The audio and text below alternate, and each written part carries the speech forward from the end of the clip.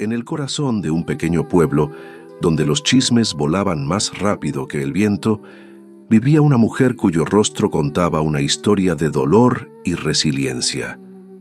Todos la llamaban la viuda de la cicatriz, una marca que, para muchos, eclipsaba la luz de su alma.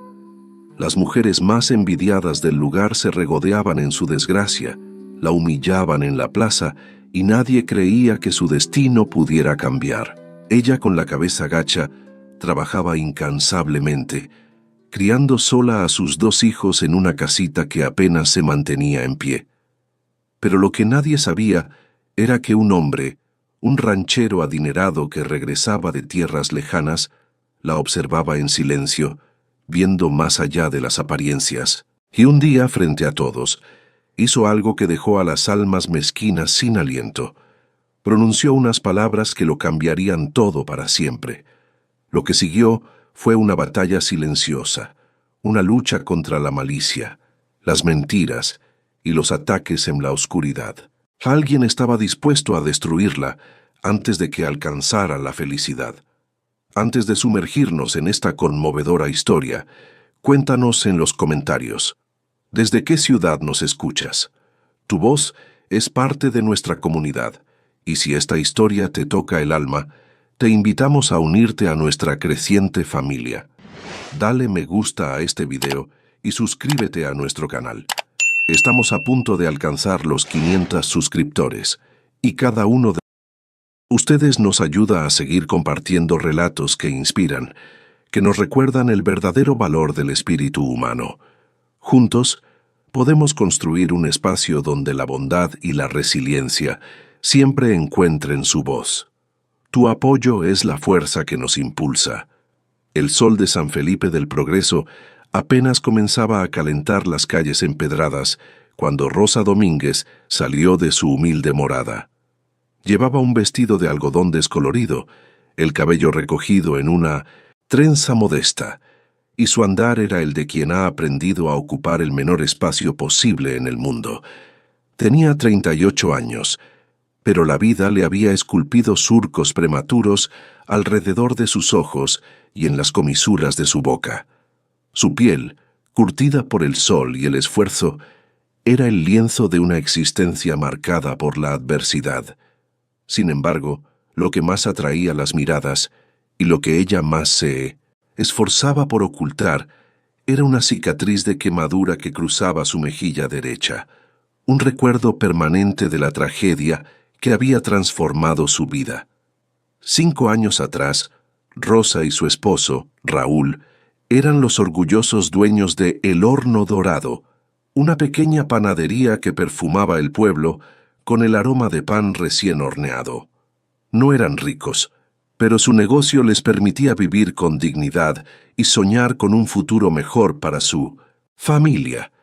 Era su sueño, su sustento, el lugar donde Raúl, con sus manos fuertes y su sonrisa franca, amasaba la esperanza. Pero una noche, un incendio voraz consumió el negocio, y con él, la vida de Raúl. Rosa, milagrosamente, logró escapar con sus hijos, Diego, entonces de 9 años, y la pequeña Luna, de 6. Sin embargo, el fuego le dejó una marca imborrable, no solo en el alma, sino también en el rostro. La cicatriz, un tejido rosado y tirante, era un estigma visible que la gente del pueblo no tardó en señalar. Desde entonces, la vida de Rosa se había convertido en una lucha diaria. Para mantener a sus hijos, lavaba la ropa de las familias más acomodadas del pueblo y vendía panes caseros en un pequeño puestito en la plaza. Cada día, antes del amanecer, amasaba la harina con sus manos ásperas, el recuerdo del horno dorado ardiendo en su memoria. Luego, cargaba la canasta con los panes y se dirigía a la plaza, siempre con un pañuelo intentando disimular la cicatriz, aunque sabía que era inútil. Los murmullos la seguían como una sombra. «Ahí va la viuda de la cicatriz», susurraban las mujeres en el mercado. «Pobre de sus hijos con esa madre tan marcada».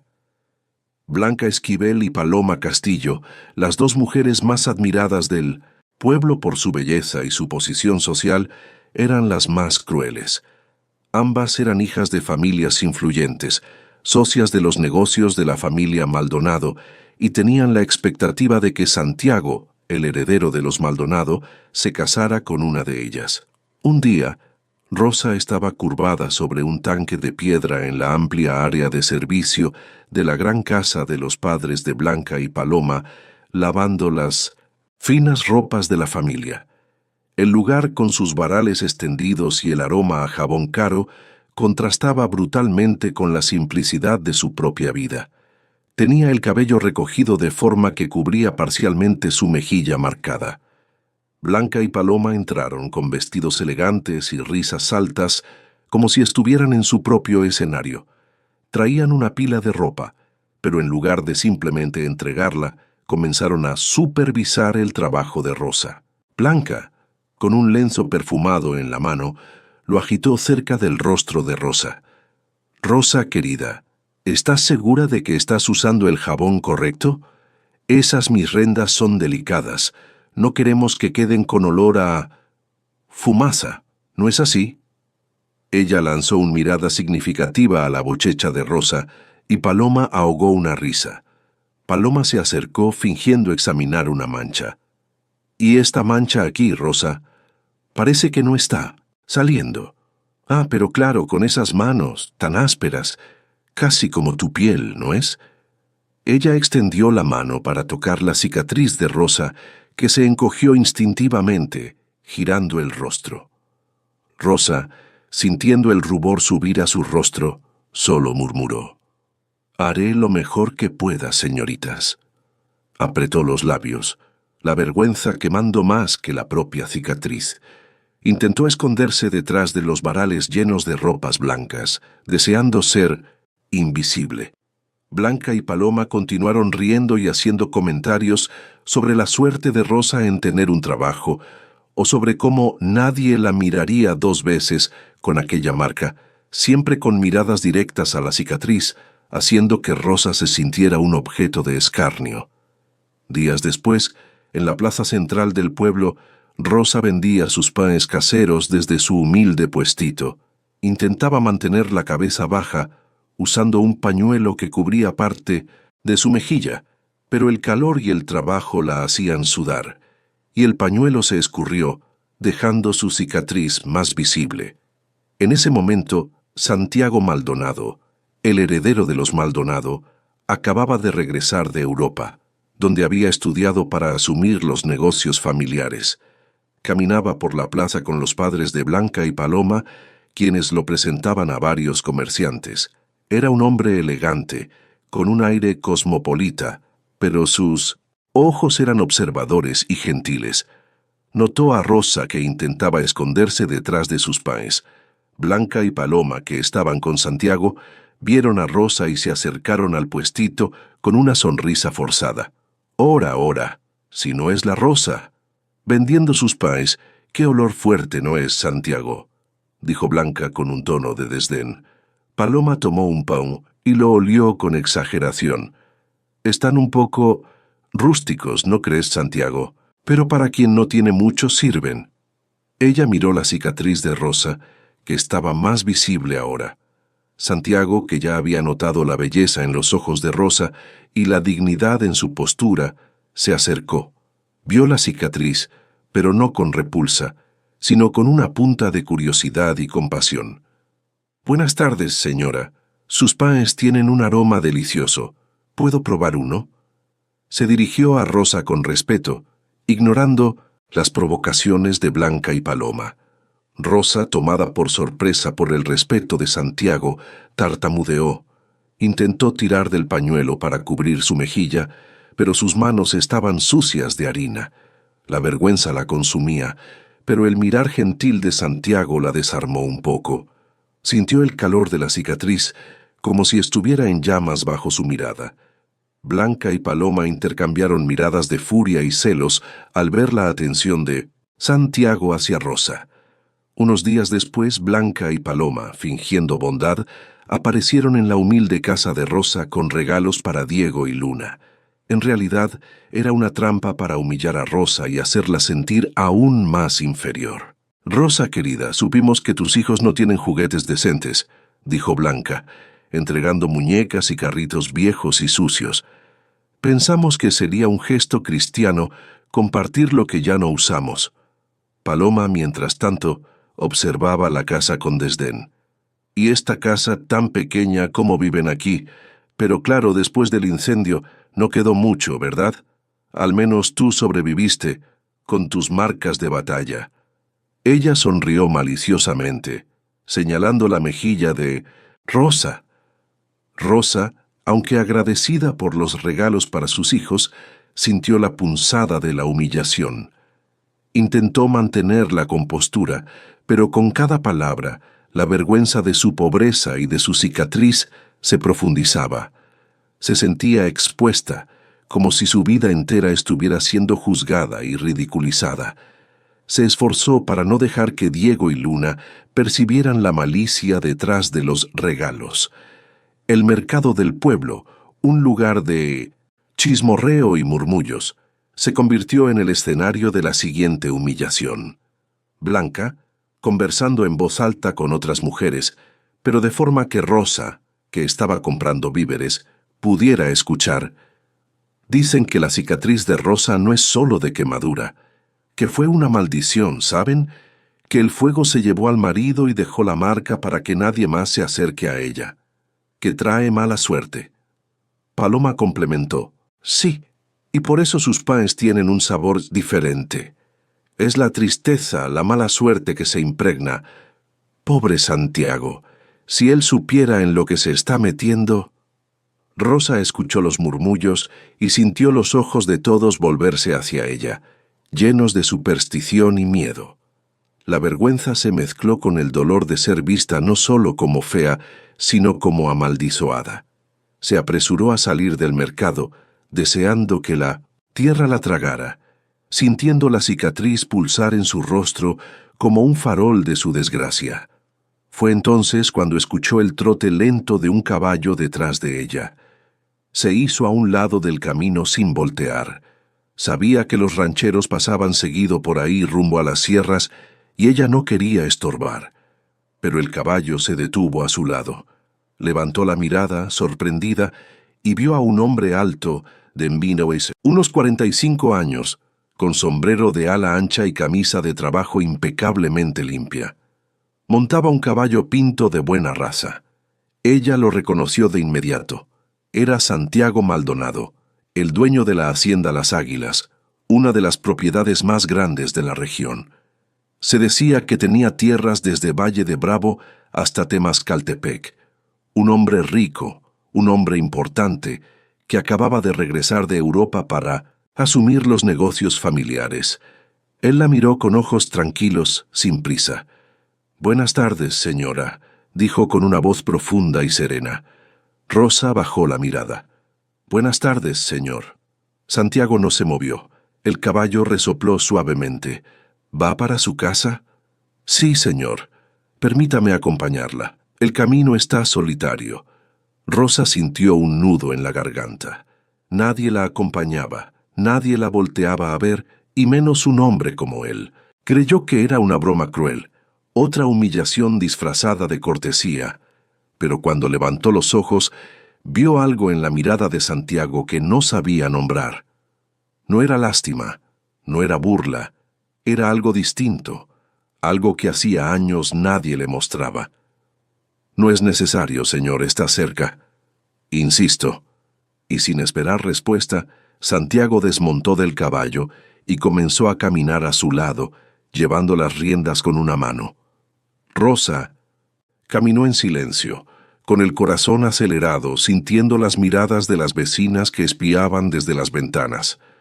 Sabía que mañana todo el pueblo hablaría de esto, y sabía que no sería nada bueno. Cuando llegaron frente a su casa, Rosa murmuró un gracias, casi inaudible, y entró rápido cerrando la puerta de madera tras ella. Santiago se quedó un momento afuera, mirando la casita humilde, el corral, las gallinas picoteando la tierra seca. Luego montó su caballo y se alejó al trote en dirección a las sierras. Al día siguiente, cuando el sol apenas empezaba a calentar el empedrado de la plaza, Santiago Maldonado llegó al pueblo montado en su mejor caballo. No iba solo. Lo acompañaban dos de sus trabajadores de confianza. Se detuvo frente a la tienda de don Macario, justo donde las mujeres del pueblo se reunían cada mañana a comprar y a chismear. Blanca y Paloma estaban ahí, por supuesto, con sus vestidos nuevos y sus risas escandalosas, discutiendo sobre los últimos diseños de moda europea que Santiago podría haber traído. Santiago desmontó y caminó directamente hacia el grupo. Todas las conversaciones se detuvieron. El silencio cayó sobre la plaza como una piedra. «Buenos días», dijo Santiago con voz firme. «Vengo a buscar a la señora Rosa Domínguez. ¿Alguien sabe dónde puedo encontrarla?» Blanca parpadeó confundida. Paloma soltó una risa nerviosa. «¿A Rosa? ¿La viuda de la cicatriz?» «Sí, a ella. Pues debe estar en su casa, señor Maldonado. ¿Para qué la busca?» Santiago las miró fijamente sin sonreír. «Eso es entre ella y yo». Y sin decir más, montó su caballo y se dirigió hacia la casa de Rosa. Detrás de él, las mujeres se quedaron paralizadas, murmurando entre ellas, tratando de entender qué acababa de pasar. Blanca y Paloma se miraron con una mezcla de incredulidad y creciente furia. La idea de que Santiago, el inocentus, hombre que sus familias esperaban que eligiera a una de ellas, siquiera hablara con Rosa, era un insulto. Rosa estaba barriendo el patio cuando escuchó los cascos del caballo.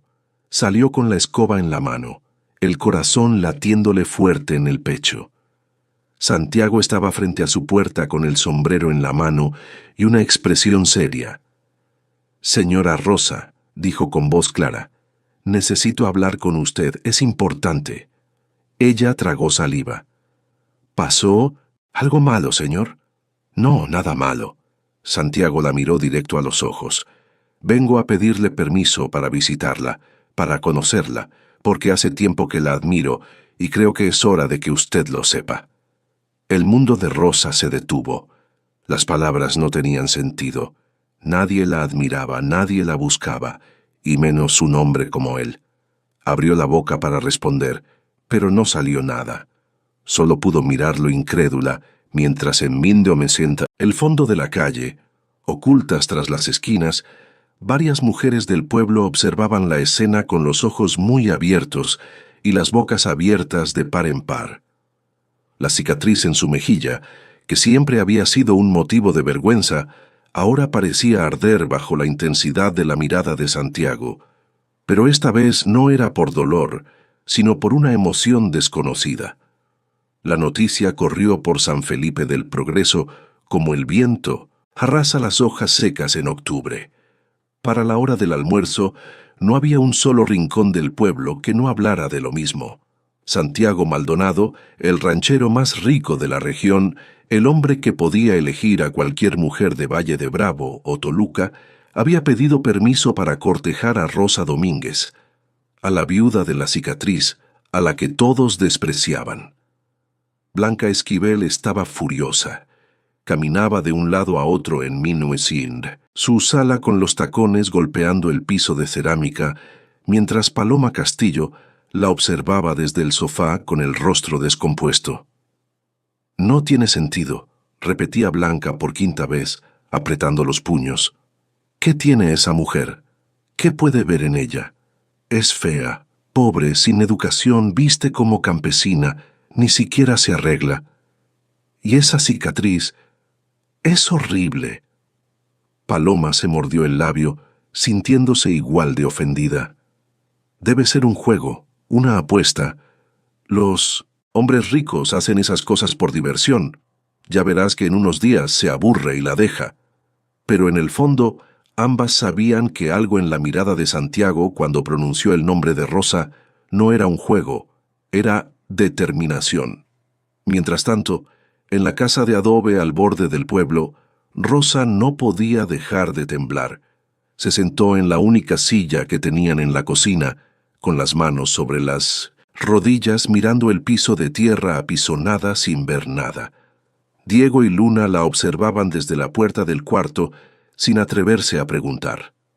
«Mamá», dijo finalmente Diego, acercándose con cuidado. «¿Es verdad lo que dicen? ¿Que el señor Maldonado vino a buscarte?» Rosa levantó la mirada. Sus ojos estaban húmedos. «Sí, hijo». «¿Y qué quiere?» Ella no supo qué responder. ¿Cómo explicarle a un niño de 14 años que un hombre como Santiago, Maldonado había dicho que la admiraba? ¿Cómo decirle que ella misma no lo entendía, que no se lo creía, que esperaba despertar de un sueño cruel en cualquier momento? «No lo sé todavía», murmuró finalmente. «Pero sea lo que sea, no te preocupes, nada va a cambiar». Pero estaba equivocada, todo estaba a punto de cambiar. 2 días después, al caer la tarde, Santiago volvió. Esta vez traía consigo una canasta de mimbre llena de frutas frescas, pan recién horneado, no de la panadería del pueblo, sino de una más lejana, para evitar chismes, y un pollo entero asado que todavía despedía vapor. Tocó la puerta con los nudillos, y cuando Rosa abrió, él sonrió con una sencillez que le quitó el aliento. «Buenas tardes, señora Rosa. Le traje esto. Pensé que a los niños les gustaría». Rosa miró la canasta, luego a él, y sintió que las lágrimas amenazaban con salir. Hacía años que nadie les regalaba nada. Hacía años que nadie pensaba en sus hijos. «Señor Maldonado, yo no puedo aceptar esto». «Claro que puede. Y por favor, llámeme Santiago». Extendió la canasta hacia ella. «No es limosna, es un regalo entre amigos». «Amigos». Esa palabra sonaba extraña en los labios de un hombre, como él, dirigida a alguien como ella, pero la forma en que lo dijo con sinceridad, sin condescendencia, hizo que algo dentro de Rosa comenzara a aflojarse. Tomó la canasta con manos temblorosas. «Gracias», susurró. «¿Puedo pasar? Me gustaría conocer a sus hijos». Rosa dudó mirando hacia adentro de su humilde casa. El piso de tierra, las paredes descascaradas, los muebles viejos, todo gritaba pobreza. Pero Santiago ya había dado un paso adelante y ella no tuvo el valor de detenerlo. Diego y Luna estaban en el cuarto, espiando por la cortina raída. Cuando vieron entrar a Santiago, se quedaron inmóviles. Él se quitó el sombrero y se agachó un poco para estar a la altura de ellos. «Hola, ustedes deben ser Diego y Luna. Su mamá me ha contado mucho de ustedes». Eso era mentira. Rosa apenas había hablado con él, pero la mentira era amable, y los niños se relajaron un poco. «¿Es cierto que tiene caballos, señor?», preguntó Diego con timidez. «Muchos, y vacas y borregos. Algún día, si tu mamá me da permiso, te llevo a conocer la hacienda. ¿Te gustaría?» Los ojos de Diego se iluminaron. Luna sonrió por primera vez en mucho tiempo. Rosa los observaba desde la entrada de la cocina, con el corazón apretado, sin entender por qué este hombre estaba haciendo todo esto. Cuando Santiago se despidió esa noche, ya oscuro, se detuvo frente a Rosa en el umbral de la puerta. El cielo estaba lleno de estrellas, y el aire olía a tierra mojada por la lluvia que había caído en las sierras. «Rosa», dijo con voz baja, usando su nombre sin el señora por primera vez. «Sé que no me cree, sé que piensa que esto es un error o una broma, pero no lo es». Ella lo miró incapaz de sostenerle la mirada por mucho tiempo. «¿Por qué yo?», preguntó con un hilo de voz. «Hay tantas mujeres bonitas en el pueblo, mujeres jóvenes, sin hijos». «Sin corazón», interrumpió Santiago con firmeza. «Mujeres sin carácter, mujeres que solo ven con los ojos, pero no con el alma». Dio un paso más cerca. «Yo llevo tiempo viéndola, Rosa, viendo cómo ayuda a la gente sin esperar nada a cambio, cómo soporta las burlas con dignidad, cómo cría a sus hijos con amor aunque no tenga casi nada. Eso es belleza, eso es lo que vale, Y eso es lo que quiero a mi lado. Rosa sintió que las piernas le temblaban. Nadie le había hablado así en toda su vida. Nadie la había visto así. «No soy bonita», murmuró bajando la mirada y llevando una mano instintivamente a su cicatriz. Santiago levantó su barbilla con suavidad, obligándola a mirarlo. «Eso es lo que le han hecho creer, pero yo veo algo distinto, y pronto el resto del mundo también lo verá». Se despidió con una inclinación de cabeza y montó su caballo. Rosa se quedó en la puerta con el corazón latiendo tan fuerte que podía escucharlo en sus oídos. Las visitas de Santiago se volvieron constantes. Cada 2 o 3 días aparecía con algo: un regalo para los niños, madera para reparar el techo, semillas para el huerto. Pero más que los regalos traía conversación, traía risa, traía una presencia que llenaba la casa vacía de Rosa con algo que ella había olvidado: esperanza. En el pueblo, la furia de Blanca y Paloma crecía. Ya no se limitaban a murmurar, ahora hablaban abiertamente con veneno en cada palabra. «Es una bruja», decía Blanca en el mercado, lo suficientemente alto para que todos escucharan. «Le hizo algo, un trabajo de magia negra. No hay otra explicación».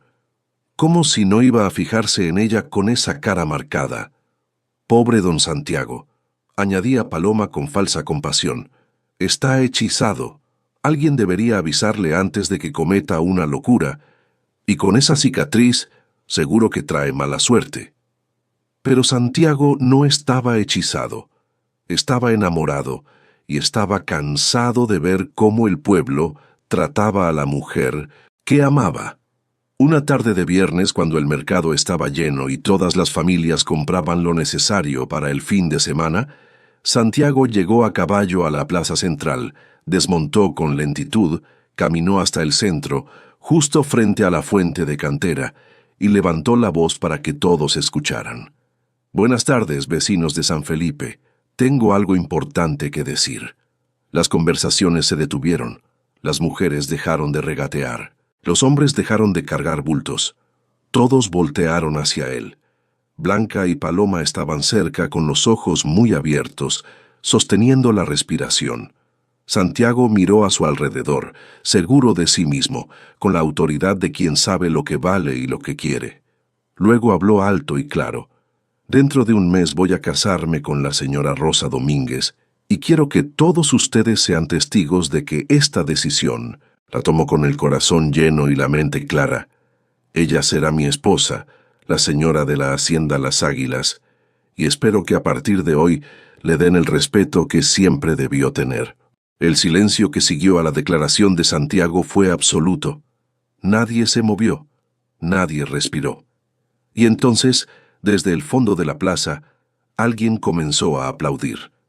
Fue don Macario, el tendero viejo que siempre había visto todo en silencio. Luego se le unió doña Petra, la anciana a quien Rosa ayudaba con la leña. Y después, uno a uno, los trabajadores del campo, los campesinos humildes, los que sabían lo que era el verdadero valor, comenzaron a aplaudir también. Pero Blanca y Paloma no aplaudieron. Se quedaron paralizadas, con los rostros pálidos y las manos apretadas, sintiendo cómo el mundo que conocían comenzaba a derrumbarse bajo sus pies. Santiago montó su caballo y se dirigió hacia la casa de Rosa, dejando atrás un pueblo conmocionado y 2 mujeres que por primera vez en su vida comprendieron lo que era la humillación. Cuando Rosa escuchó los pasos de Santiago, acercándose a su puerta esa tarde, salió al patio secándose las manos en el delantal. Él desmontó y caminó hacia ella con una sonrisa que le iluminaba todo el rostro. «Ya está hecho», dijo simplemente. «Le dije al pueblo que vamos a casarnos». Rosa sintió que el suelo se movía bajo sus pies. ¿Qué dijo? «En un mes, usted será mi esposa. Si usted acepta, claro». Ella lo miró buscando alguna señal de duda, de arrepentimiento, pero no había nada de eso. Solo había certeza, solo había amor. Y entonces, por primera vez en 5 años, Rosa Domínguez comenzó a llorar. No de tristeza, no de dolor, sino de algo que había olvidado que existía. Alivio, esperanza, amor. «Sí», susurró entre lágrimas. «Sí, acepto». Santiago la abrazó ahí en medio del patio de tierra, con las gallinas picoteando alrededor y los niños espiando desde la ventana con sonrisas enormes. Pero lo que ninguno de ellos sabía era que al día siguiente, cuando Santiago llegara para llevar a Rosa al pueblo a comprar su vestido de novia, encontraría algo que cambiaría todo.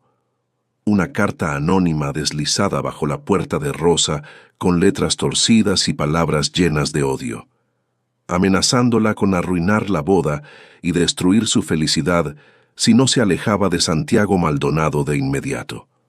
Rosa encontró la carta al amanecer cuando salió a echar maíz a las gallinas.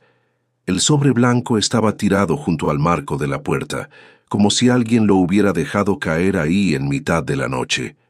Lo recogió con manos temblorosas, sintiendo el peso de algo malo antes siquiera de abrirlo. Adentro, con letra inclinada y apretada, decía: «Viuda estúpida, ¿de verdad crees que un hombre como Santiago Maldonado se va a casar contigo? Te está usando, se está burlando de ti, y cuando se canse te va a dejar peor de lo que estabas. Esa cicatriz es un recordatorio de tu desgracia. Si tienes un poco de dignidad, aléjate de él antes de que sea demasiado tarde. Nadie te quiere aquí. Nunca te han querido, y si te casas con él te vamos a hacer pagar cada día de tu miserable vida. Esto es una advertencia, no habrá otra». Las manos de Rosa temblaron tanto que la carta cayó al suelo. Se quedó ahí parada con el corazón latiéndole en la garganta, sintiendo cómo el miedo le trepaba por la espalda. No era miedo físico, era algo peor. Era el miedo a creer en algo bueno y que se lo arrebataran. Era el miedo a que todo fuera mentira, como decía la carta. Entró a la casa y escondió el papel en el fondo de un cajón viejo debajo de su ropa. No quería que Diego o Luna lo vieran. No quería que Santiago supiera, porque una parte de ella, la parte que había sido humillada durante años, la parte que había aprendido a no esperar nada bueno, comenzó a preguntarse si la carta tenía razón. Cuando Santiago llegó esa mañana, montado en su caballo con una sonrisa en el rostro y un paquete envuelto en papel de estraza bajo el brazo, Rosa salió a recibirlo con una sonrisa forzada. Él notó algo de inmediato. «¿Está bien?», preguntó bajando del caballo y acercándose a ella con el ceño fruncido. «Sí», mintió Rosa apartando la mirada. «Solo estoy cansada». Santiago no insistió, pero la estudió con esos ojos tranquilos que parecían ver más de lo que ella quería mostrar. Le extendió el paquete. «Le traje esto. Ábralo». Rosa desenvolvió el papel con cuidado. Adentro había una tela suave de color azul claro con bordados en el cuello y las mangas. Un vestido hermoso, el tipo de vestido que ella jamás había usado, ni siquiera imaginado usar. «Es para que lo use hoy», dijo Santiago con suavidad. «Vamos al pueblo. Quiero que escoja lo que necesite para la boda y quiero que empiece a acostumbrarse a ser tratada como se merece». Rosa sintió un nudo en la garganta. Quería decirle lo de la carta. Quería preguntarle si era verdad, si todo era un juego, si de verdad la amaba. Pero las palabras no salieron. Solo asintió y entró a cambiarse. Cuando Rosa salió con el vestido puesto, Santiago se quedó inmóvil. Era la primera vez que la veía con algo que no fueran sus ropas gastadas. El azul claro hacía que su piel morena brillara. El corte sencillo del vestido resaltaba su figura delgada pero fuerte. Y aunque todavía llevaba el cabello recogido en la misma trenza de siempre, algo en ella había cambiado. Algo comenzaba a despertar. «Está hermosa», dijo Santiago con voz ronca. Rosa Bajó la mirada sintiéndose expuesta. No mienta, señor Santiago. No es mentira. Y deje de llamarme señor. Pronto voy a ser su esposo. Montaron en el caballo juntos, ella sentada adelante y él detrás, sosteniéndola con un brazo alrededor de su cintura. El viaje al pueblo fue silencioso, pero no incómodo. Rosa sintió el calor de Santiago contra su espalda, el olor a cuero y tierra limpia de su ropa, y por un momento permitió que el miedo se aflojara. Cuando llegaron a la plaza, todas las miradas se clavaron en ellos. Santiago desmontó primero y luego ayudó a Rosa a bajar, tomándola de la mano con naturalidad, como si fuera lo más normal del mundo. Caminaron juntos hacia la tienda de telas de doña Socorro, una mujer mayor que llevaba 40 años cosiendo vestidos para las familias del pueblo. Blanca y Paloma estaban afuera de la panadería con los brazos cruzados y las miradas afiladas como cuchillos. Cuando vieron a Rosa con el vestido nuevo del brazo de Santiago, algo oscuro cruzó por sus rostros.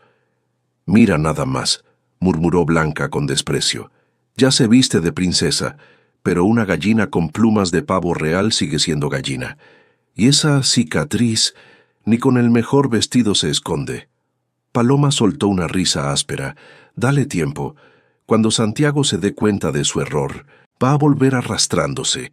Pero Santiago no iba a darse cuenta de ningún error porque no lo había. Dentro de la tienda, doña Socorro recibió a Rosa con los ojos brillantes de emoción. Era una de las pocas personas en el pueblo que siempre había tratado a la viuda con respeto. «Señora Rosa, qué alegría verla. Don Santiago me contó de la boda. Vamos a hacerle el vestido más hermoso que haya visto en su vida». Durante 1900, las siguientes 2 horas, doña Socorro tomó medidas, mostró telas, dibujó diseños. Santiago observaba desde una silla en la esquina con una sonrisa tranquila, sin prisa. Rosa se dejaba llevar, aunque en el fondo la carta seguía quemándole en la memoria. Cuando salieron de la tienda ya caía la tarde. Santiago la llevó a la zapatería, donde le compró un par de zapatos de cuero suave, luego a la mercería, donde eligieron listones y flores para el cabello. En cada lugar Santiago la presentaba con orgullo: «Mi prometida, la señora Rosa Domínguez». Las mujeres del pueblo los observaban desde las ventanas, desde las puertas, desde las esquinas, algunas con curiosidad, otras con envidia, y algunas, como Blanca y Paloma, con un odio que comenzaba a transformarse en algo peligroso. Esa noche, después de dejar a Rosa en su casa, Santiago cabalgó de regreso a la hacienda Las Águilas. El camino atravesaba un tramo de bosque espeso, donde los pinos se cerraban sobre el sendero y la luz de la luna apenas penetraba. Iba pensando en Rosa, en la boda, en el futuro que construirían juntos, cuando escuchó un ruido a su derecha. Un caballo salió de entre los árboles. Sobre él un hombre con el rostro cubierto por un paliacate. Santiago detuvo su montura de inmediato, con la mano moviéndose instintivamente hacia el machete que llevaba en la cintura. «¿Qué quiere?», preguntó con voz firme. El hombre no respondió, solo se quedó ahí, inmóvil, como una sombra. Luego habló con voz distorsionada, grave y lenta. «Don Santiago, alguien me mandó para darle un mensaje. Usted está cometiendo un error. Esa mujer no es lo que parece. Le conviene alejarse de ella antes de que sea demasiado tarde. Esa cicatriz es una marca de desgracia». Santiago apretó las riendas. «¿Quién lo mandó?». «Eso no importa. Solo escuche el consejo. Hay cosas que no sabe, cosas que ella le está ocultando. Si se casa con esa viuda, va a arrepentirse el resto de su vida». «Largo de aquí», dijo Santiago con frialdad, «antes de que lo baje de ese caballo a golpes». El hombre rió, un sonido seco y desagradable. Luego jaló las riendas y desapareció entre los árboles tan rápido como había aparecido. Santiago se quedó en medio del camino con el corazón latiéndole fuerte, no de miedo sino de furia. Sabía quién estaba detrás de esto. Sabía que las mujeres envidiosas del pueblo no iban a quedarse quietas, pero lo que no sabía era hasta dónde estaban dispuestas a llegar. Al día siguiente, cuando Rosa salió a lavar ropa al río que corría cerca de su casa, encontró algo que la dejó helada. Sobre una piedra, junto a la orilla, había una muñeca de trapo. Estaba vestida con retazos de tela que se parecían al vestido azul que Santiago le había regalado, y tenía una aguja clavada en el pecho, justo donde estaría el corazón. Rosa dejó caer la ropa mojada al suelo. Miró alrededor, pero no había nadie. Solo el sonido del agua corriendo y el viento moviendo las ramas de los sauces. Tomó la muñeca con manos temblorosas y la escondió bajo su delantal. Caminó de regreso a la casa con las piernas débiles, sintiendo que algo oscuro la perseguía. No le dijo nada a Santiago cuando él llegó esa tarde. No le dijo nada a sus hijos. Pero esa noche, mientras los niños dormían, Rosa se sentó en la oscuridad de su cocina con la carta y la muñeca sobre la mesa, y por primera vez desde que Santiago había entrado en su vida, se preguntó si debía alejarse, si debía renunciar a la felicidad para protegerlo a él, porque algo le decía que esto apenas comenzaba y que quien estaba detrás de todo esto no iba a detenerse hasta destruirla. La cicatriz en su mejilla parecía quemarle, recordándole todas las palabras crueles que había escuchado. Lo que Rosa no sabía era que al día siguiente, Santiago recibiría una visita en la hacienda. Una visita que le contaría una mentira tan bien construida, tan creíble, que por un instante incluso él dudaría de la mujer que amaba. El sol apenas asomaba sobre las sierras cuando dos jinetes llegaron a la hacienda Las Águilas. Santiago estaba en el establo revisando las cerraduras de su caballo cuando uno de sus peones, Jacinto, entró corriendo. «Patrón, hay dos mujeres en la entrada. Dicen que necesitan hablar con usted, que es urgente». Santiago dejó la herramienta y salió al patio principal. Ahí estaban Blanca Esquivel y Paloma Castillo, montadas en caballos rentados, con vestidos limpios y rostros compuestos en una expresión de preocupación que parecía ensayada. Desmontaron cuando lo vieron acercarse. «Don Santiago», dijo Blanca con voz suave, casi temblorosa, «perdone que vengamos sin avisar, pero es que no podíamos quedarnos calladas. No, sería cristiano». Santiago las miró con desconfianza. Conocía a esas mujeres, sabía cómo trataban a Rosa, sabía que su presencia ahí no era casualidad. «¿Qué quieren?». Paloma dio un paso adelante, retorciendo las manos como si le costara hablar. «Don Santiago, usted es un hombre bueno, un hombre respetado, y por eso nos duele mucho tener que decirle esto, pero tiene que saber la verdad sobre Rosa Domínguez antes de que sea demasiado tarde». «Hablen rápido o lárguense», dijo Santiago con frialdad. Blanca tragó saliva como si le doliera lo que iba a decir. «La viuda, ella no es quien usted cree. Su esposo, Raúl, el que murió hace 5 años, no murió en un accidente. El incendio no fue un accidente». Santiago sintió un puño apretarse en su pecho. «¿Qué está diciendo?». «Lo provocó ella», soltó Paloma de golpe, con los ojos muy abiertos.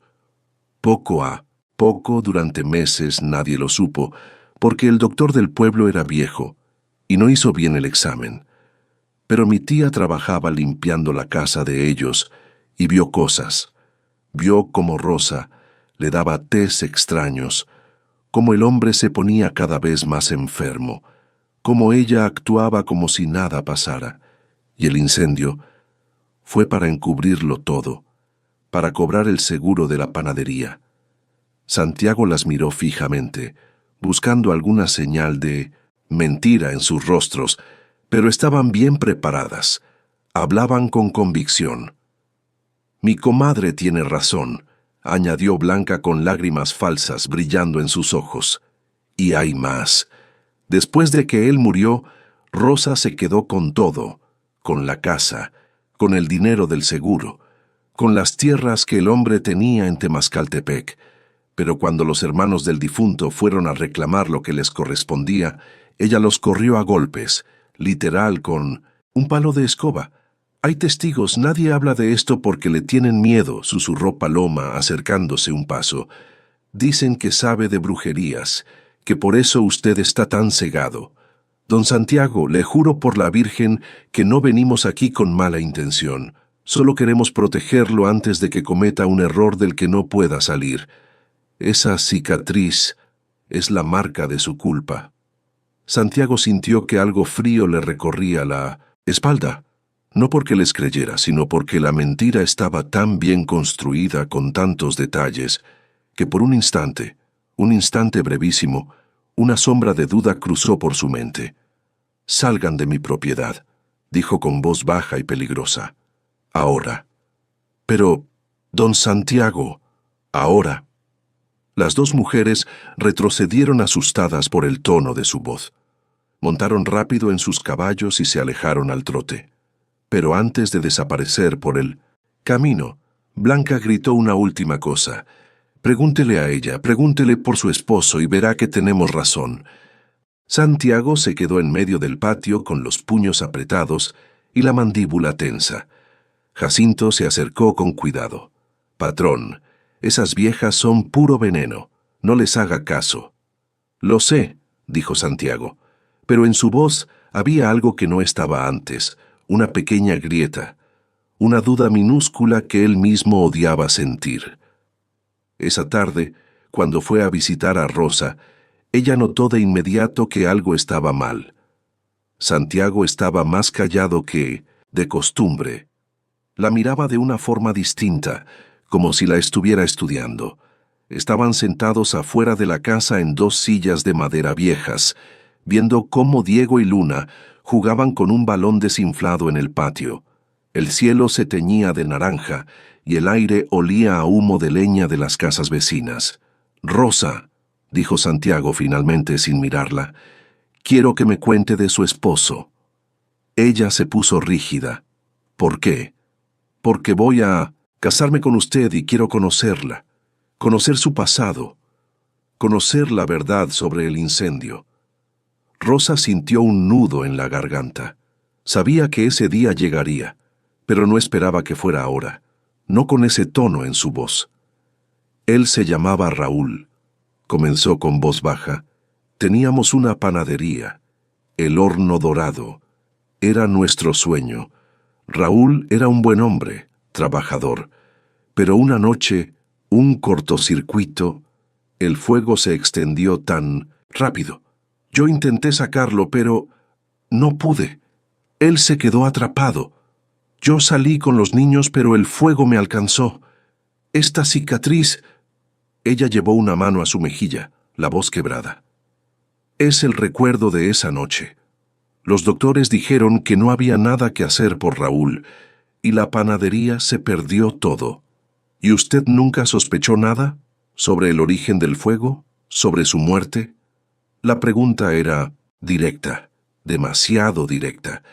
Rosa lo miró con los ojos abiertos. «¿Qué me está preguntando, Santiago?»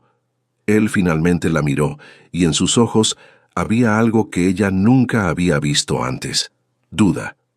«Hoy vinieron dos mujeres del pueblo a decirme cosas feas sobre usted, sobre su esposo, que el incendio no fue un accidente, que usted lo provocó para cobrar un seguro». El silencio que siguió fue absoluto. Hasta los niños dejaron de jugar y voltearon hacia ellos, sintiendo la tensión en el aire. Rosa se puso de pie lentamente. Las piernas le temblaban. La voz le salió como un susurro quebrado. «¿Y usted les creyó?» Santiago se pasó una mano por la cara. «No, no les creí, pero tiene duda». Las lágrimas comenzaron a rodar por las mejillas de Rosa. «Tiene duda de mí, Santiago. Tiene duda de la mujer que ha luchado por sus hijos, que ha soportado la humillación, que lleva esta marca de dolor en el rostro. Si tiene que preguntarme si maté a mi esposo, si provoqué el incendio, entonces no me conoce. Y si no me conoce, no debería casarse conmigo. Rosa, espere». Váyase. Ella dio un paso atrás con los brazos cruzados sobre el pecho, como si quisiera protegerse. Váyase ahora. Santiago se quedó ahí con la mano extendida hacia ella, viendo cómo la mujer que amaba se derrumbaba frente a él. Diego y Luna corrieron hacia su madre, abrazándola, mirando a Santiago con miedo y confusión. «Rosa, yo...» Pero ella había entrado a la casa, cerrando la puerta detrás de ella. Santiago escuchó el sonido del cerrojo y luego, amortiguado por las paredes de adobe, el sonido de su llanto. Se quedó ahí parado en el patio vacío, con el sol poniéndose a su espalda, sintiendo que había cometido el error más grande de su vida, no por preguntarle, sino por dudar, por dejar que el veneno de esas mujeres entrara en su corazón, aunque fuera por un segundo.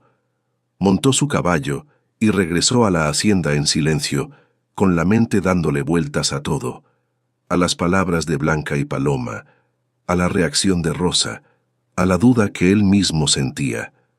Pero cuando llegó a las Águilas, Jacinto lo estaba esperando con el rostro pálido. «Patrón, tiene que ver esto». Lo llevó al establo. Sobre la puerta, clavado con un cuchillo, había un trozo de tela.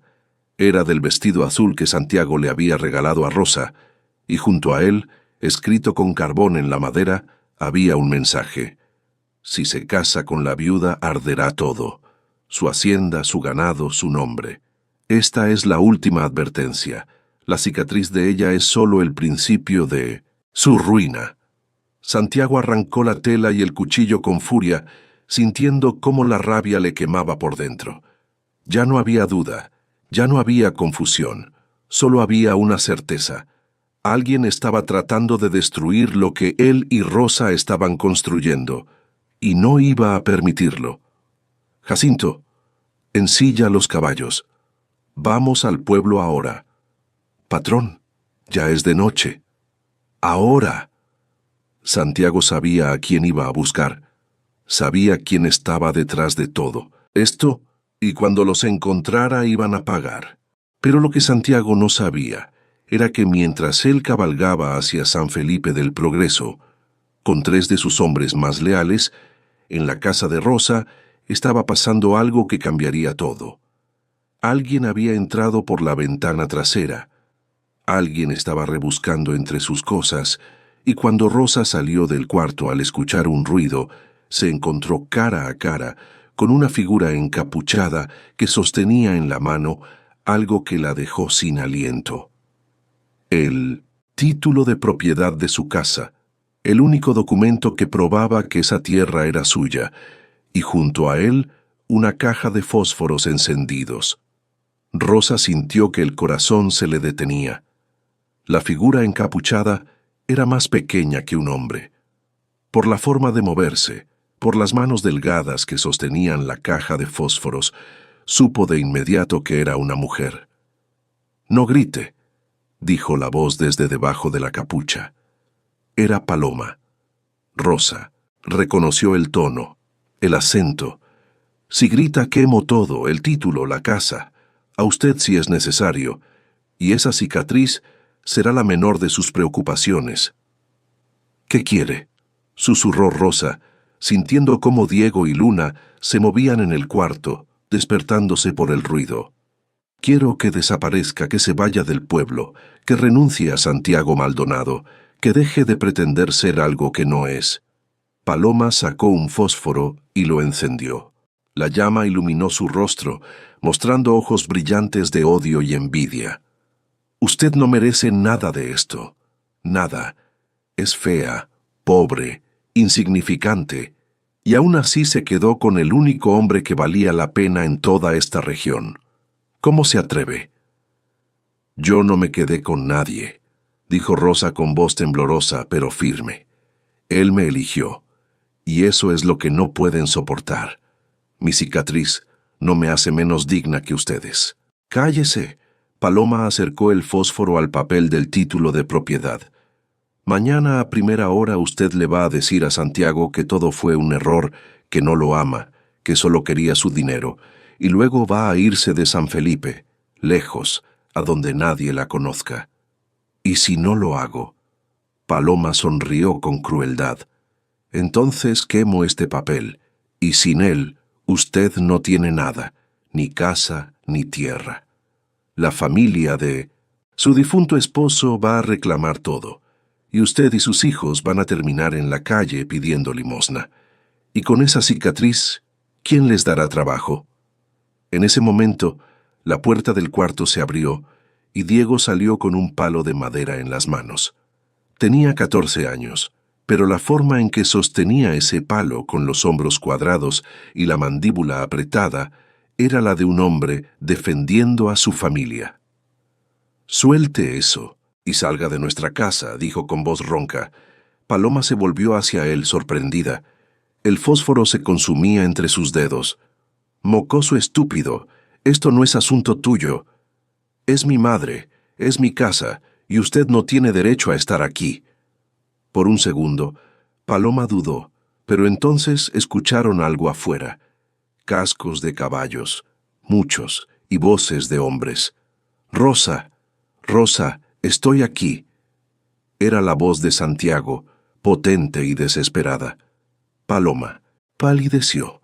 El fósforo se apagó quemándole los dedos. Soltó un grito y dejó caer el título de propiedad al suelo.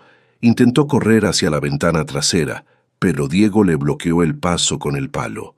Rosa se lanzó hacia el papel y lo agarró justo antes de que Paloma lo pisoteara. La puerta principal se abrió de golpe. Santiago entró como una tormenta, seguido de Jacinto y otros 2 hombres.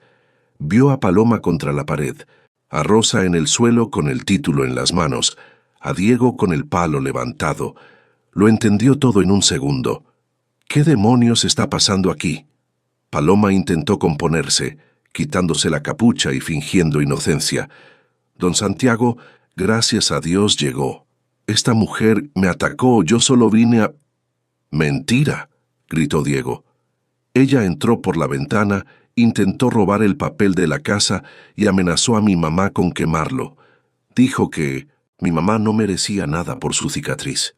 Santiago se volvió hacia Paloma con una mirada que la hizo retroceder hasta la pared. «¿Es cierto eso? Yo solo...». «Responda».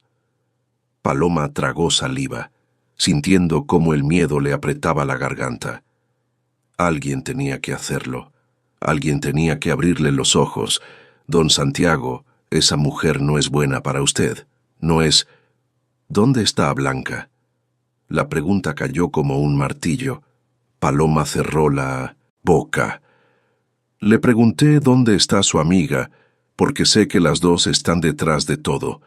De las cartas, de las amenazas, del hombre que me interceptó en el camino, de la muñeca de trapo, de todo». Paloma comenzó a temblar. «Nosotras solo queríamos protegerlo». «¿Protegerme?». Santiago se acercó un paso más. Su voz era baja, peligrosa. «Entrando a la casa de mi prometida como ladrones, amenazando con quemarla, mintiendo sobre ella para separarme de su lado, humillándola por su cicatriz». «Es que no es justo», estalló Paloma con lágrimas de rabia rodando por sus mejillas. «Nosotras somos bonitas, nosotras somos jóvenes. Nosotras merecíamos ser elegidas. No, ella no es nada. Es la viuda de la cicatriz». El silencio que siguió fue absoluto. Santiago miró a Paloma con algo que no era furia, era lástima. «Eso es exactamente el problema», dijo con voz cansada.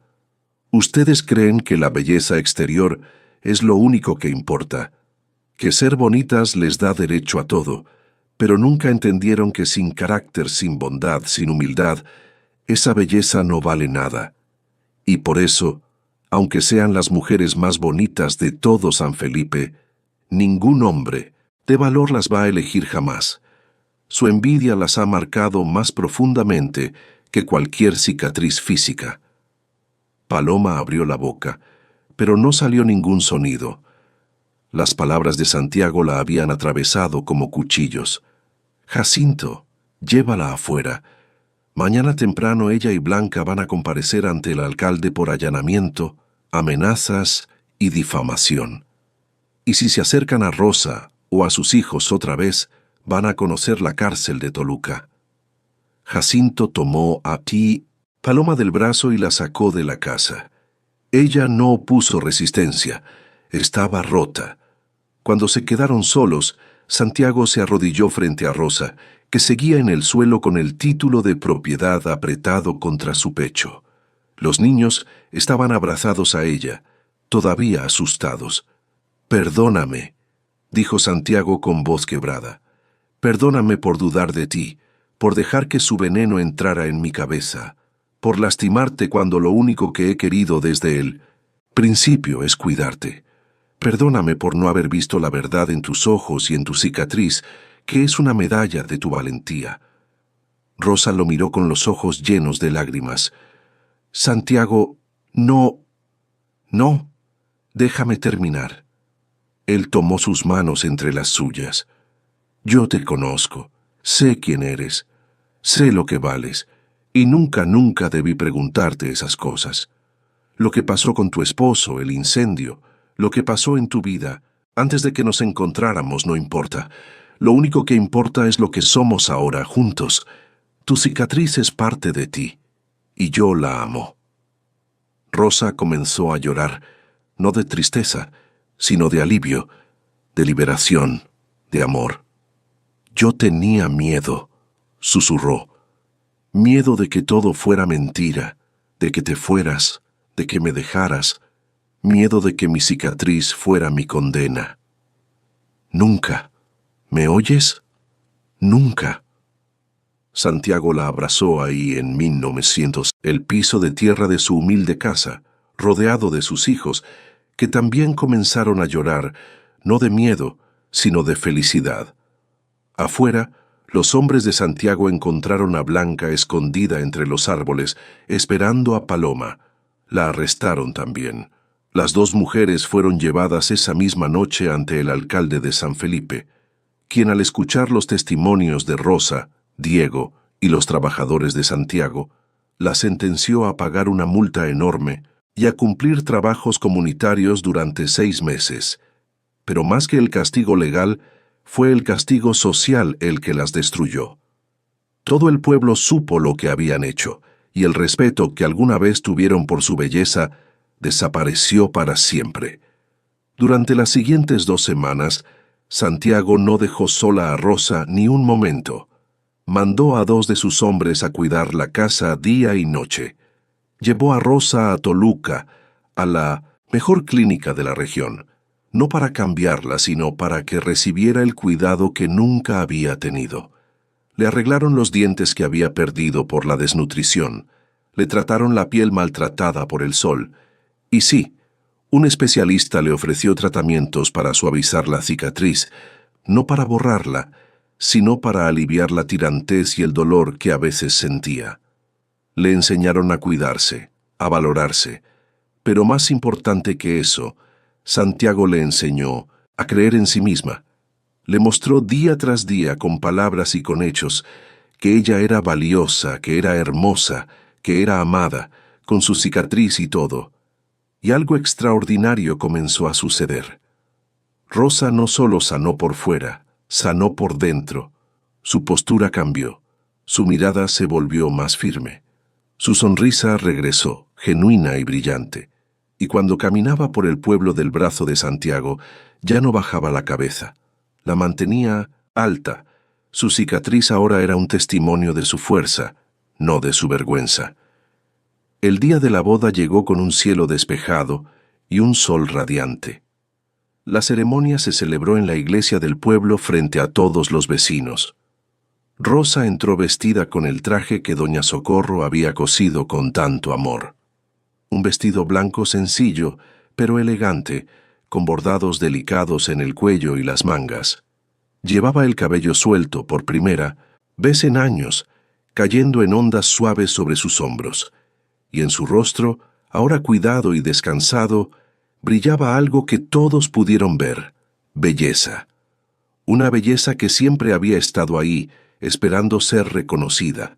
Una belleza que incluía la historia de su cicatriz, Los murmullos corrieron por la iglesia. «Esa es Rosa, no puedo creerlo. Es hermosa».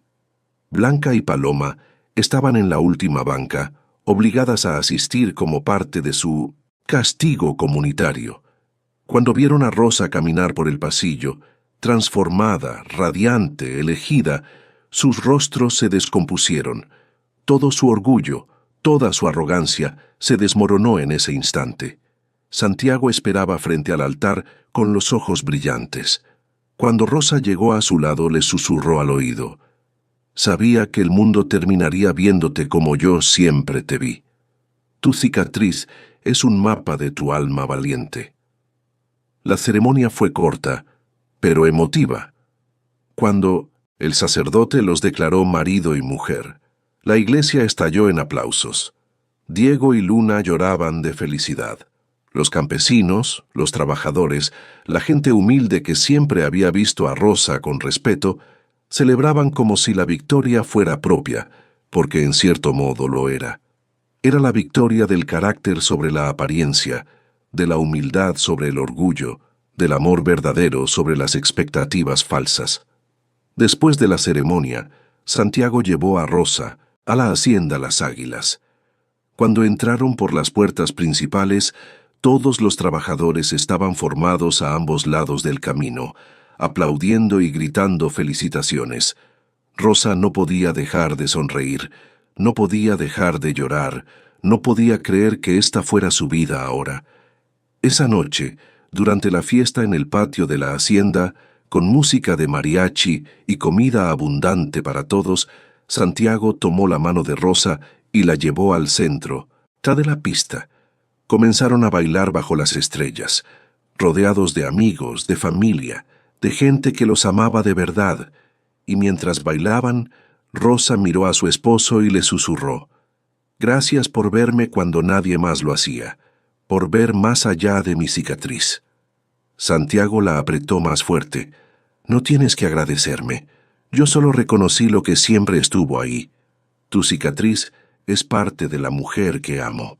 La fiesta continuó hasta el amanecer, pero cuando el sol comenzó a salir sobre las sierras, pintando el cielo de rosa y naranja, algo pasó que nadie esperaba. Un jinete llegó a galope por el camino principal, cubierto de polvo, con el caballo espumeando.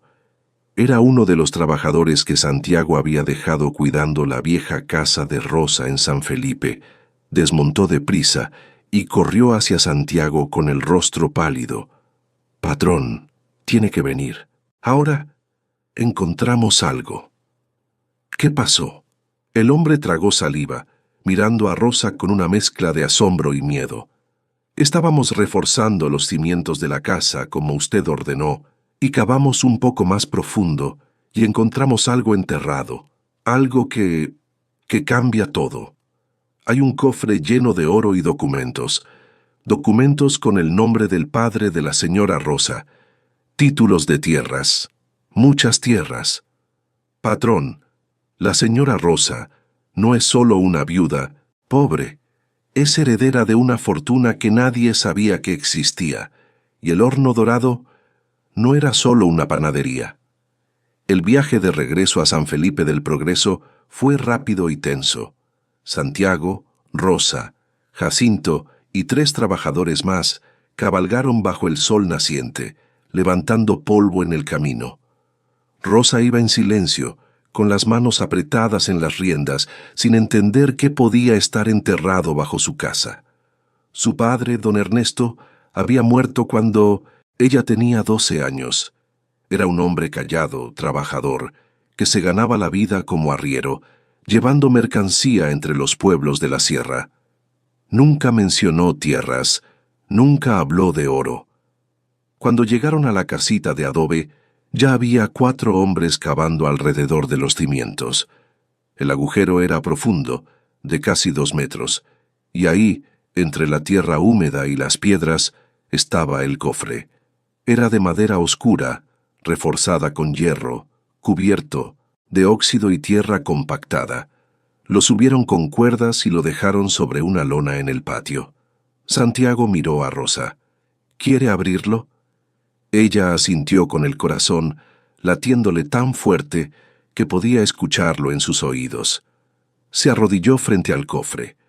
La cerradura estaba oxidada pero no cerrada. Levantó la tapa con manos temblorosas. Adentro había 3 cosas. Primero, envoltorios de tela gruesa que al abrirlos revelaron monedas de oro, muchas, viejas, quizás de herencias anteriores. Segundo, un fajo de papeles enrollados y atados con un cordel. Y tercero, una carta escrita en tinta desvanecida con la letra inconfundible de su padre. Rosa tomó la carta con dedos temblorosos y comenzó a leer en voz alta. Mi querida Rosa, si estás leyendo esto es porque ya no estoy contigo. Perdóname por no haberte dicho nada en vida, pero quería protegerte de la codicia ajena. Tu abuelo, mi padre, fue dueño de tierras grandes entre Temascaltepec y Valle de Bravo. Pero cuando murió, mis hermanos me traicionaron, falsificaron documentos y me quitaron todo. Solo pude rescatar estos títulos originales y el oro que ves aquí. Lo escondí para que algún día, cuando fueras mayor, pudieras reclamar lo que es tuyo. Las tierras están a tu nombre en el registro antiguo de Toluca, y el horno dorado, la panadería que tanto amabas, era solo una fachada para mantenerte cerca de este tesoro, un lugar donde podrías estar segura hasta el momento adecuado. No dejes que nadie te quite lo que te pertenece. Eres más fuerte de lo que crees. Con amor, tu padre. El silencio cayó sobre el patio como una manta pesada. Rosa dejó caer la carta y se cubrió el rostro con las manos. No sabía si llorar o reír. Durante años había vivido en la pobreza, humillada, despreciada, creyendo que no tenía nada, que su cicatriz era el símbolo de su pérdida total. Y todo ese tiempo, bajo sus pies, estaba la prueba de que era heredera de una fortuna considerable. Santiago se arrodilló a su lado y la abrazó. Tu padre te protegió incluso después de muerto. El horno dorado era su forma de cuidarte. Yo no sabía nada, susurró Rosa. Nada. Mi madre murió cuando yo era pequeña. Mi padre nunca habló de esto. Y cuando Raúl y yo nos casamos, vivíamos con lo justo. Nunca imaginé... Ya no importa, dijo Santiago con firmeza. Lo importante es que ahora lo sabes, y vamos a recuperar esas tierras todas. Y tu cicatriz, Rosa, es ahora el emblema de una historia mucho más grande de lo que imaginabas. Durante los siguientes días, Santiago contrató al mejor abogado de Toluca. Llevaron los documentos al registro de propiedades, y después de revisar los archivos antiguos, el abogado confirmó lo que la carta decía. Rosa Domínguez, hija de Ernesto Domínguez, era la legítima dueña de 300 hectáreas de tierra fértil entre Temascaltepec y Valle de Bravo. Tierras que sus tíos, los hermanos de su padre, habían estado explotando ilegalmente durante más de 20 años. La noticia corrió por toda la región como pólvora. La viuda pobre, la mujer que todos despreciaban, la de la cicatriz, no solo se había casado con el ranchero, más rico de San Felipe, también era heredera de una fortuna propia. Los mismos que la habían humillado ahora la miraban con una mezcla de vergüenza, envidia y asombro. Blanca y Paloma, que cumplían sus trabajos comunitarios barriendo las calles del pueblo bajo el sol ardiente, se enteraron mientras descansaban bajo un árbol, cuando una de las vecinas les contó, con malicia apenas disimulada, que Rosa era ahora dueña de más tierras que cualquier otra familia de la región. Ambas se quedaron en silencio. No hubo lágrimas, no hubo rabia, solo había un vacío profundo, la certeza aplastante de que habían destruido sus propias vidas por envidia. Nunca fue por lástima, murmuró Paloma mirando al suelo. Santiago realmente la amaba, y resulta que ella siempre fue más que nosotras, en todo sentido, y su cicatriz ahora es parte de su leyenda. Blanca no respondió, solo siguió barriendo con los ojos, secos y el orgullo hecho pedazos. 2 meses después, cuando el abogado ganó el caso y las tierras fueron oficialmente restituidas a Rosa, Santiago organizó una reunión en la hacienda Las Águilas. Invitó a todos los campesinos que trabajaban las tierras de Rosa, a los vecinos de San Felipe, a las autoridades locales. Quería que todos supieran la verdad, que todos vieran quién era realmente su esposa.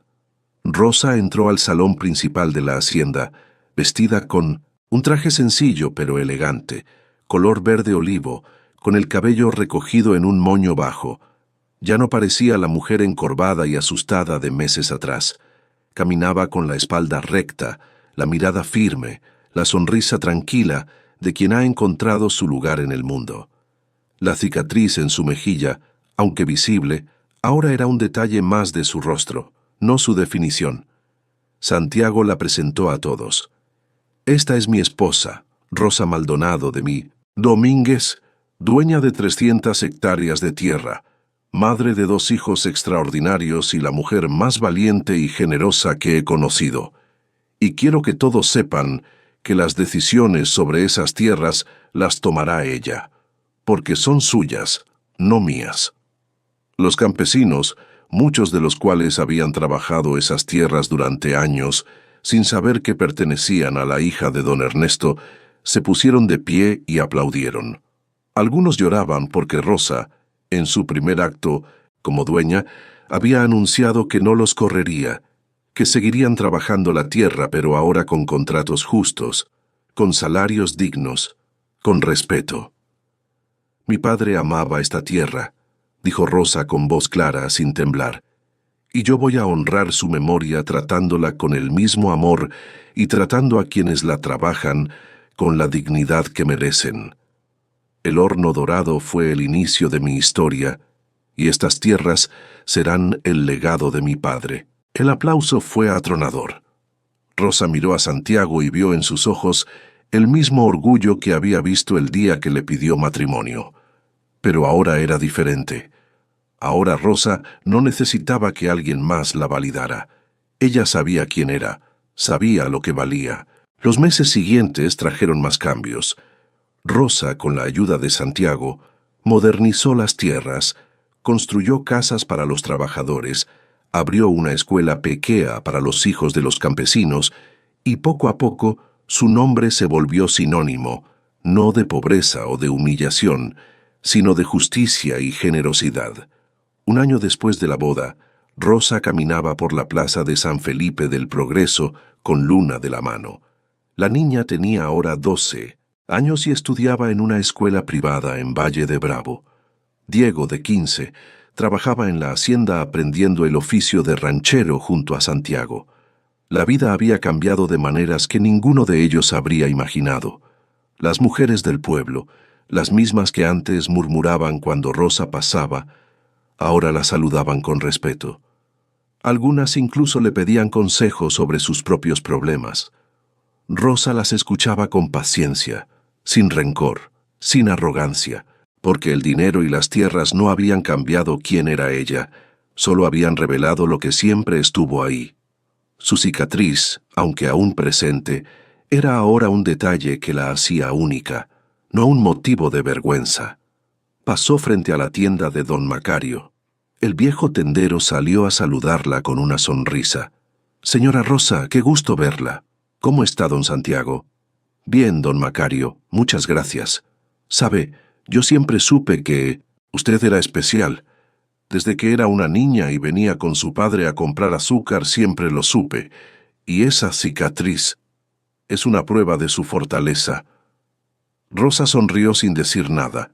Sabía que don Macario nunca la había defendido cuando las mujeres se burlaban de ella, pero también sabía que guardar rencor solo envenenaba el alma, así que asintió con amabilidad y siguió caminando.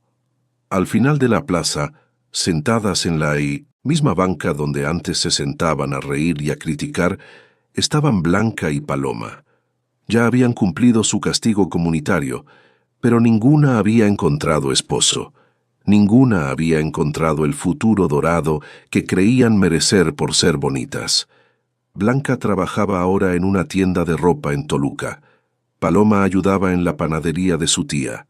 Vivían vidas ordinarias, grises, perseguidas por la reputación de lo que habían hecho. Cuando vieron a Rosa acercarse, ambas bajaron la mirada, pero Rosa se detuvo frente a ellas. Luna la miró confundida, pero Rosa le apretó la mano con suavidad. «Buenas tardes», dijo Rosa con voz tranquila. Blanca levantó la vista, sorprendida.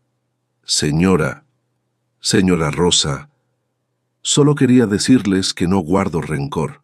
Lo que pasó, pasó. Espero que hayan aprendido y espero que encuentren paz». Paloma abrió la boca, pero no salió nada. Solo pudo asentir. Con los ojos húmedos, Blanca tragó saliva y murmuró un gracias, apenas audible.